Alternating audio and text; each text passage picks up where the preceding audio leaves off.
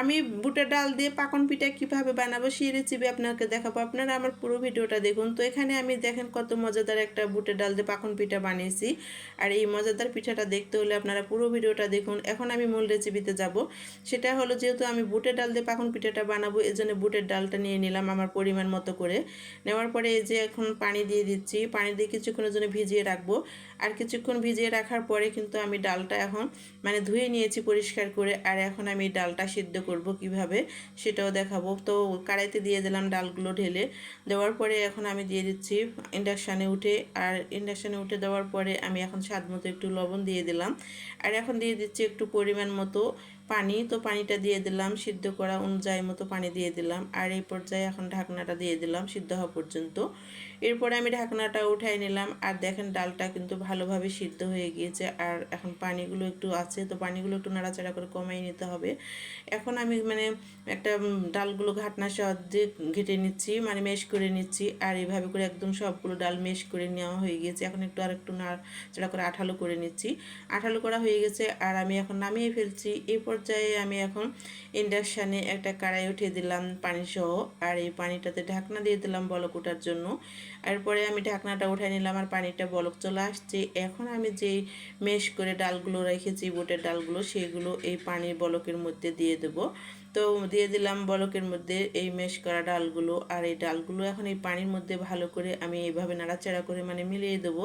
তো এইভাবে একটুকু যেন গোটা না থাকে, নাড়াচাড়া করে একদম পানির সাথে মিলিয়ে নিতে হবে। আর মিলিয়ে গিয়েছে, এদিকে বলক উঠে গিয়েছে এই ডাল আর পানিগুলো একসঙ্গে। এখন আমি দিয়ে দেবো এখানে আটা। তো আটা পরিমাণ মতো নিয়ে নিয়েছি বাটিতে করে। আর এই আটাগুলো এখন দিয়ে দিচ্ছি এই ডালের মধ্যে। তো দিয়ে দিলাম। দেওয়ার পরে এখন আমি নাড়াচাড়া করে একটা খামির তৈরি করে নিচ্ছি। তো নাড়াচাড়া করার পরে কিন্তু যে খামিরটা তৈরি হয়ে গেছে, এরপর যে একটু কিছুক্ষণের জন্য ঢাকনা দিয়ে রাখলাম। আর কিছুক্ষণের পর কিন্তু ঢাকনাটা উঠাই নিলাম। দেখেন একদম পারফেক্টলিভাবে আমার খামিরটা তৈরি হয়ে গিয়েছে। আর আমি বাটিতে ঢেলে নিয়েছি। আর এখন আমি এই খামিরটা গরম থাকা অবস্থায় ডিম দেওয়া লাগবে, এজন্য আমি এক পিস এখানে ডিম নিয়ে নিয়েছি।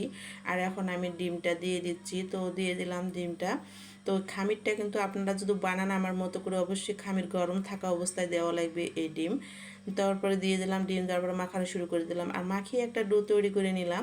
আর এই ডো থেকে আমি এখন 4 ভাগে ভাগ করে নিলাম। আর এখন আমি রুটি বেলে নেব।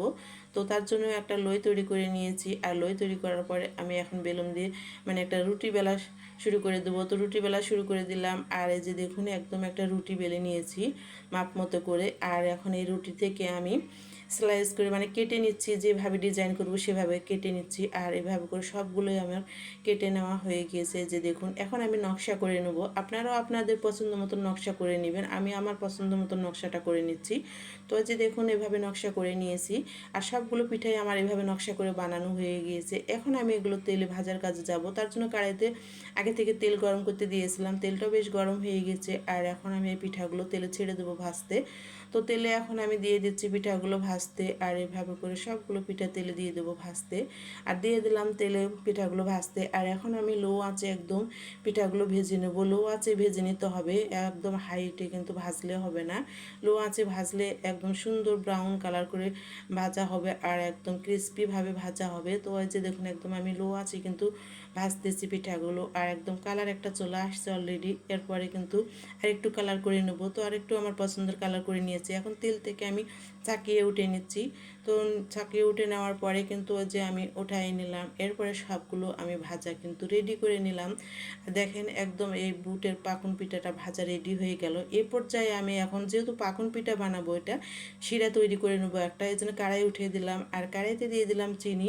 চিনিটা কিন্তু আমি একটা ক্যারামেলের কালার তৈরি করে নেবো, এর জন্য একটা চিনি অল্প একটু দিয়ে দিলাম। দেওয়ার পরে যে জাল করা শুরু করে দিলাম। আর এইভাবে বলক আসতে আসতে কিন্তু যে একটা ক্যারামেলের কালার চলে আসছে। এখন আমি দিয়ে দেবো এই পর্যায়ে পানি। তো পানি দিয়ে দিলাম। দেওয়ার পরে এই যে দেখুন একটা আমি ক্যারামেলের কালারটা তৈরি করে নিলাম। তাহলে কিন্তু এই পাকন পিঠাটা অনেকটাই দেখতে ভালো লাগবে কালারিংভাবে। তো এই যে একটা আমি ক্যারামেলের কালার তুলেছি। এই পর্যায়ে আমি আরেকটু চিনি দিয়ে দিচ্ছি। তো চিনি দেওয়ার পরে আর জাল করা শুরু করে দিয়েছি। আর এই যে জাল করা হয়ে গেছে, এই পর্যায়ে আমি এখন এই যে পাকন পিঠাগুলো ভেজে রাখছি সেগুলো এই শিরার মধ্যে দিয়ে দেবো। তো সবগুলো পিঠাগুলো শিরার মধ্যে আমি ঢেলে দিলাম। দেওয়ার পরে এখন নাড়াচাড়া করে এখন শিরার সাথে সবগুলো মিশিয়ে নেব। আর দেখেন এভাবে নাড়াচাড়া করে আমি সবগুলো পিঠা শিরার সঙ্গে মিশিয়ে নিলাম। আর দেখেন একদম আমার এই বুটের ডালের পাখন পিঠা বানানো রেডি হয়ে গেল। এখন আমি রস থেকে ছাঁকিয়ে উঠে নিচ্ছি। এভাবে করে সবগুলো পিঠা কিন্তু আমি রস থেকে ছাঁকিয়ে উঠিয়ে নিচ্ছি। আর উঠে নেওয়ার পরে কিন্তু আমি এখন একটা মানে ডালাতে রাখছি প্রথমে, তারপরে রসগুলো শুকায়ে যাবে গায়ে। আর এখন শুকায়ে গিয়েছে, এখন আমি সুন্দর করে পরিবেশন সার্ভ করে নেব এখন।